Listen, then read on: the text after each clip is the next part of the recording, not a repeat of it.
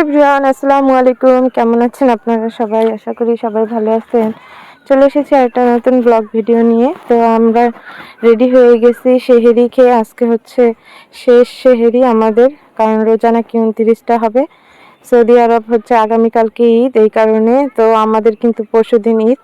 তো এখন আমরা রওনা দিয়ে দিয়েছি শ্বশুরবাড়ির উদ্দেশ্যে। আরও আগেই যেতাম, ইসরাতের বাবার অফিস ছুটি দিয়েছে দেরিতে, এই কারণে আমরা যেতে পারি না, এই কারণে আমাদের দেরি হলো যেতে। তো এখন আমরা বের হয়ে যাব। এই যে আমরা রেডি হয়ে গেছি, মহাখালী যাব। এখান থেকে মহাখালী থেকে তারপরে রওনা দিয়ে গাড়িতে উঠে তারপর শ্বশুরবাড়ি চলে যাব ময়মনসিংহ। তো সবাই আমাদের এগিয়ে দিতে যাইতেছে। এখন সবাই উঠে গেছে ঘুম থেকে। ছোট যে বাবু, সেও উঠে গেছে ঘুম থেকে। আমাদের শব্দ পেয়ে যে আমরা যাইতেছি, ওকে রেখে যাব। ইসরাত তো যাওয়ার জন্য পাগল হয়ে গেছে। ও বুঝতে পারছে যে ও কোথাও যাইতেছে ঘুরতে, কিন্তু আসলে জানতেছে না যে কয়দিনের জন্য যাইতেছে, কি আসার বিষয়। যাই হোক, সবাই দোয়া করবেন। রওনা দিয়ে দিলাম শ্বশুরবাড়ির উদ্দেশ্যে। ঠিকঠাক মতো যে আবার যেন ঠিকঠাক মতো আবার বাড়িতে এসে পৌঁছাইতে পারি। তো এই যে দেখেন, এত পরিমাণে মানুষ। আমরা ভাবছিলাম হয়তোবা যে এবার কিন্তু ছুটিটা খুব লম্বা ছুটি ছিল, অনেকদিন যাবত ছুটি হইতেছে সব জায়গায়, এই কারণে ভাবছিলাম যে হয়তোবা এবার ভিড়টা কম পাবো আমরা, এই কারণে কিন্তু আমরা হচ্ছে রবিবারে রওনা দিয়েছি। ইসরাতের বাবা চাইলে হয়তোবা অফিস থেকে এর আগেও যেতে পারতো, কিন্তু ভাবছিলাম যে রবিবারে গেলে হয়তোবা আমরা কোনো জ্যাম পাবো না, কিন্তু তার উল্টোটা রবিবার আমরা মানে এসে দেখি কাউন্টারে আরো মানুষ হচ্ছে, প্রচুর মানুষ। মনে হইতেছে সব মানুষ যেন আজকেই যাইতেছে।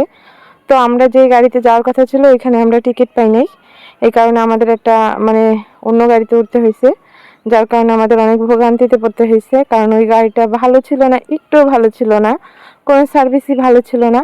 আর ছিল প্রচণ্ড গরম, প্রচণ্ড রোদ। তারপর ঠিকঠাক মতো গ্রামে যাবো, এটাই হচ্ছে বড় কথা।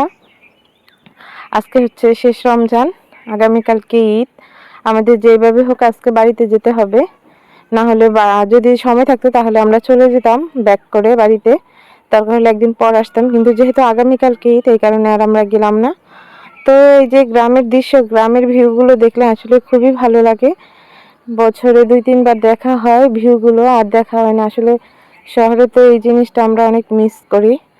তো খুব সুন্দর একটা কিন্তু দৃশ্য। শ্বশুরবাড়ির ভিতরে অলরেডি চলে এসেছি, গ্রামের ভিতরে আর কি। যেতে এখন বেশি একটা টাইম লাগবে না, আমাদের কাছাকাছি চলে এসেছি। কারণ ময়মনসিংহ আমার শ্বশুরবাড়ি, যেতে বেশি একটা সময় লাগে না, জাস্ট 4-5 ঘন্টার ভিতরে বাড়িতে যেয়ে পৌঁছানো যায় ভালো গাড়িতে উঠলে আর কি। ডাইরেক্ট আমাদের তো ডাইরেক্ট গাড়ি চলে যাবে মহাখালী থেকে, ডাইরেক্ট গাড়ি একদম ঈশ্বরগঞ্জ যে নামবে ওইখান থেকে অটো দিয়ে বাড়িতে। বেশি আমাদের মানে গাড়ি চেঞ্জ করতে হয় না। তো এই যে আমরা গ্রামে চলে এসেছি। আমাদের ক্ষেত খামারি আমার শাশুড়ি হচ্ছে ওগুলো দেখতেছে, গাছ লাগাইছিল অনেক। আর ইসরাত তো গ্রামে এসে মহা খুশি। সে হচ্ছে গরু ছাগল দেখে তো দেখে না, ছোটবেলা দেখছিল। গত বছর আসছি আমরা, 1 বছর পর আসলাম। এগুলো পেয়ে তো অনেক খুশি। ওকে নিয়ে অনেক টেনশনে ছিলাম যে ও সবাইকে ছেড়ে ওখানে যেয়ে কি আসলে অ্যাডজাস্ট করে নিতে পারবে কিনা, বা মন খারাপ থাকবে কিনা। কিন্তু এসে পুরোটা উল্টা, মানে সে এখানে এসে আরো বেশি খুশি। কারো কথা মনে নাই তার, আমাদের কাছে তো আসেই না, ডাকলেও শুনে না। সে শুধু দৌড়াদৌড়ি, এই গাছপালা পাখি পালা এগুলো দেখে ওর ভাল লাগতেছে, এই পরিবেশটা ওর কাছে ভাল লাগতেছে, এই কারণে ও এখানে অ্যাডজাস্ট করে নিছে। তো এটা হচ্ছে আমার শ্বশুর বাড়ি। আমার শ্বশুর বাড়ি, এগুলো হচ্ছে আমাদের চাচার বাড়ি আর শ্বশুর বাড়ি, আমাদের দুইটা একসাথে বাড়ি। তো এই যে বাচ্চাগুলো খেলাধুলা করতেছে, বাহিরে উঠানো হচ্ছে পিছনের সাইডে, সামনে হচ্ছে বসে আছি আমরা।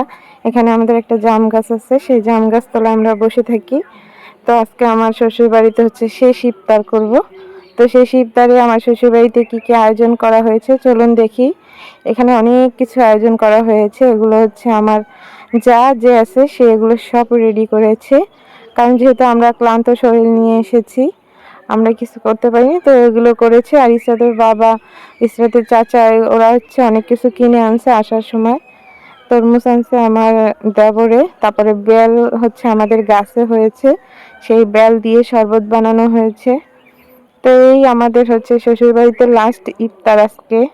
সবাই এখন আমরা ইফতার করবো, আজানের অপেক্ষায় বসে আছি। এখানে বেগুনি আলাদা করে নিয়েছে, এখানে পিঠা নিয়েছে, তারপরে হচ্ছে বুরিন্দা, তারপরে ছোলা বুট, এগুলো সব ঘরেই বানানো হয়েছে। আমার তারপরে বউ সে হচ্ছে এগুলো সব ঘরে বানানো পছন্দ করে, এই কারণে সে ঘরেই বানাইছে। তো ঈদের দিন আসলে ব্লগ দিতে পারবো না, কারণ অনেক ব্যস্ত থাকবো। শ্বশুরবাড়ি আসলে তো মানুষ ব্যস্তই থাকে, আর যেহেতু ইসরাতকে নিয়ে এসেছি, ইসরাতকে নিয়ে আসলে তো একটু ব্যস্ততাই থাকবো, কারণ ওর দিকে একটু নজর রাখতে হবে। তারপর শ্বশুরবাড়ি আসলে টুকটাক তো একটু কাজ করতেই হবে, তো সেগুলো করতে হবে। যাই হোক, তোমরা সবাই কেমন আছো অবশ্যই কমেন্ট করে জানিয়ে দিবা। তো ঠিকঠাক মতো শ্বশুরবাড়ি এসে পৌঁছাইলাম, গ্রামীণ পরিবেশটা তোমাদের সাথে শেয়ার করলাম। আর খুব কষ্ট করে হচ্ছে গ্রামে এসেছি, খুব কষ্ট হয়েছে আমাদের আসতে, কারণ জার্নিটা খুবই কষ্টের ছিল, যা বলার মতো না। আর আমাদের একটা ছোট্ট পরিবারের ছোট্ট একটা সদস্যর সাথে তোমাদের সাথে পরিচয় করিয়ে দিব, কারণ আমার দেবরের হচ্ছে মেয়ে হয়েছে, তাকে আমি ফার্স্ট দেখেছি, তার সাথে তোমাদের পরিচয় করিয়ে দিব আরেকদিন। তো আজকে হচ্ছে তোমাদের সাথে আজকে এতটুকুই শেয়ার করি। ইফতার পর্যন্ত, ইফতারিতে আমরা কী কী খাই শ্বশুরবাড়িতে, এটা হচ্ছে আমার শ্বশুরবাড়ি ইফতার পার্টি, আর লাস্ট ইফতার শ্বশুরবাড়ি সবার সাথে করব। ইসরাত বসে আছে আইসে ইফতার খাওয়ার জন্য। তো এই যে আমরা কিন্তু খাওয়া শুরু করে দিয়েছি, কারণ অলরেডি আজান দিয়ে দিয়েছে। আর আমি তো প্রচুর পরিমাণে তরমুজ খাইছি, প্রচুর, কারণ তরমুজটা এত পরিমাণে মিষ্টি ছিল।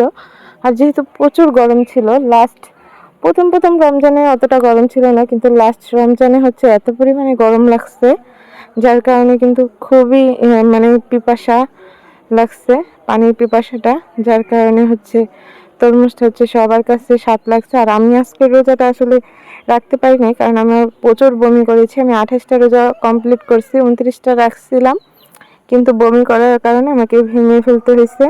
যাই হোক, আজকের ভিডিওটা কেমন হলো অবশ্যই কমেন্ট করে জানাবে। শ্বশুরবাড়িতে যে যেখানে থাকবে ভালো থাকবে, সুস্থ থাকবে, সবাইকে অগ্রিম ঈদ মোবারক। আসসালামু আলাইকুম।